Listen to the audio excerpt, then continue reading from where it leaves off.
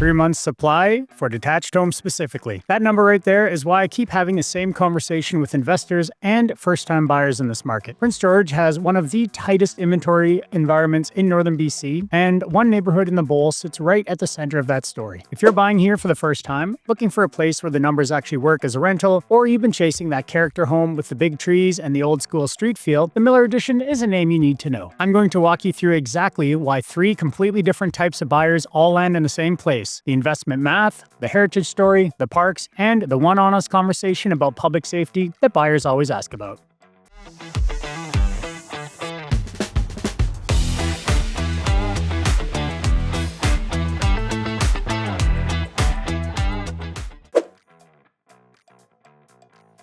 Let me start by placing this neighborhood on the map, physically and conceptually. The Millar Addition sits right on the eastern edge of the bowl. You've got the Fraser River to your east, Connaught Hill rising to your west, and downtown Prince George less than a 5-minute drive to your north. That location is everything. Now, a lot of people immediately compare this area to the VLA, the Veterans Land Act neighborhood, because, well, both sit downtown adjacent, both carry that investor appeal, and both give you that high rental demand from hospital workers and professionals. Those comparisons are fair. But here is the distinction I want you to understand. The VLA sits on the fringe of downtown in a way that exposes it more directly to the rougher edges of the core. The Millar Addition gives you almost identical proximity. There's still a 10-minute walk from City Hall, but you get a buffer, established residential streets, and a community that has been owner-occupied for decades. The bones are just different. In real estate, you're almost always buying a trade-off. The Millar Addition's trade-off is one of the most favorable in the city right now, and I want to show you exactly why.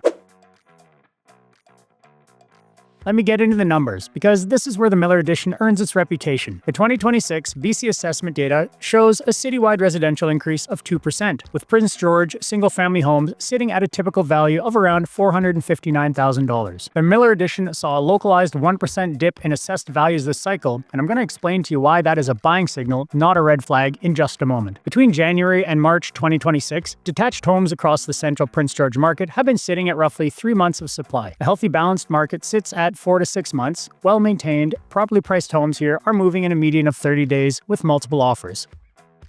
There's a floor under this market. This is what I call the steady Eddie dynamic in Prince George. No dramatic appreciation spikes, no catastrophic declines. This market moves like a reliable freight train, not a sports car. The rental market surged 13.3% in 2025. Average rents for a 2-bedroom are running around $1,495 a month right now. A 3-bedroom or entire single-family home fetches $1,625 to $2,550, depending on the condition and suite configuration. On well-configured multi-suite properties in this neighborhood, investors are reporting gross rents in the $3,500 to $4,500 range, with cap rates in the 5.5% to 7% range. Yields that most of southern BC simply cannot compete with. And the demand driver is right across the street. UHNBC, the University Hospital of Northern British Columbia, is half a kilometer away. Doctors, nurses, specialists, administrators, stable high-income tenants who want a short commute and a quiet street. The Millar Addition gives them exactly that. What about that 1% assessment dip? The proximity to the lower Patricia Boulevard encampment has affected buyer perception in some parts of the neighborhood. I'm going to address that head-on shortly. Perception and fundamentals are 2 different conversations, and right now, the fundamentals are strong.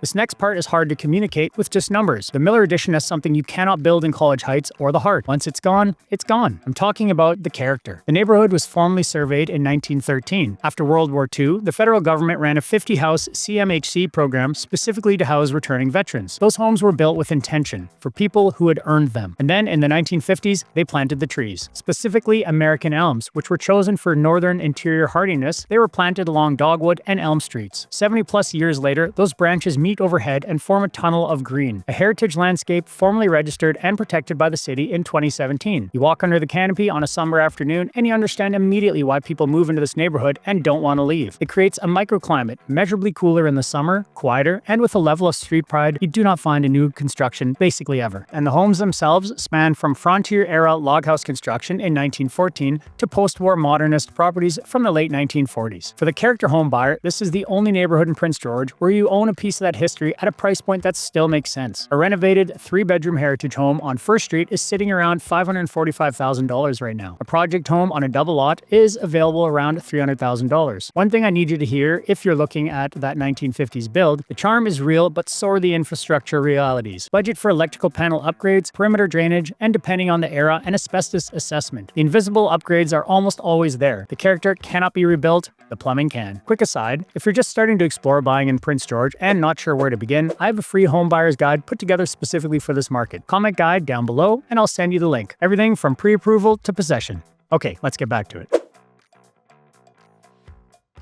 So here's something I genuinely believe separates the Millar Addition from basically every other neighborhood in Prince George. The park is not just nearby. The park is the neighborhood. Claytley Tenay Memorial Park anchors the eastern edge of this neighborhood directly. The 4.2-kilometer paved Fraser River Loop trail starts right here. Flat, accessible, and scenic. The park hosts the Exploration Place Museum, the 1910 Schoolhouse, a spray park, Pops in the Park by the Prince George Symphony, and Canada Day celebrations. This is not just a green space. This is a community living room. You walk out your front door and you're here in 5 minutes. No parking, no driving. On the western boundary, Connaught Hill gives you something rare in a bowl city. Elevation, as well as 360 degrees of views. The river confluence, the mountains, the entire downtown grid laid out below you. The Millar Addition does not have lifestyle amenities nearby. It has them embedded. You live inside the lifestyle, not adjacent to it.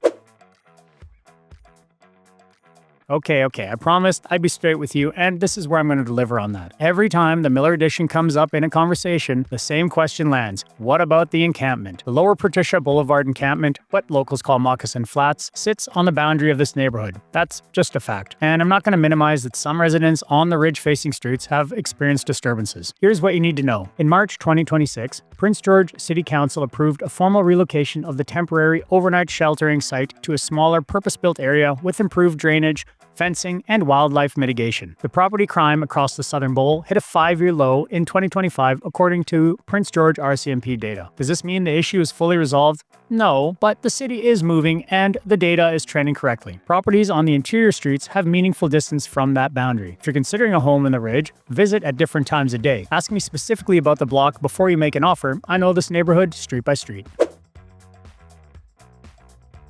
The Millar Addition attracts 2 types of residents you don't usually find in the same neighborhood. Long-term seniors who have been here for decades, and young professionals who just figured out what the rest of the market has not yet priced in yet. That mix creates something settled and energetic at the same time. And for anyone currently renting in Prince George, entry-level condos here start at $109,000. With 5% down, you're looking at roughly $5,500 to get in the door. The step-up path to a starter home in the $350,000 to $430,000 range is real, and it builds the kind of equity that renting never will. Now, the Millar Addition is not for everyone, but for the investor, the character home buyer, or the renter ready to stop funding someone else's mortgage, this is the best positioned neighborhood in the bowl right now. Navigating the Prince George real estate market doesn't have to be stressful. I have a free seller's guide if you're planning to list and a relocation guide for anyone moving to Prince George. But if you're looking to buy and want more tailored information, ask for my home buyers program. On top of the buyer's guide, I'll send you exclusive weekly videos and emails to walk you through the process step by step. Just comment the word guide down below, tell me which one fits your situation, and I'll send the link right over. And when you're ready to actually look at homes or list your property, the easiest way to connect is to call, text, or email. All those details are right here on the screen. See you in the next video.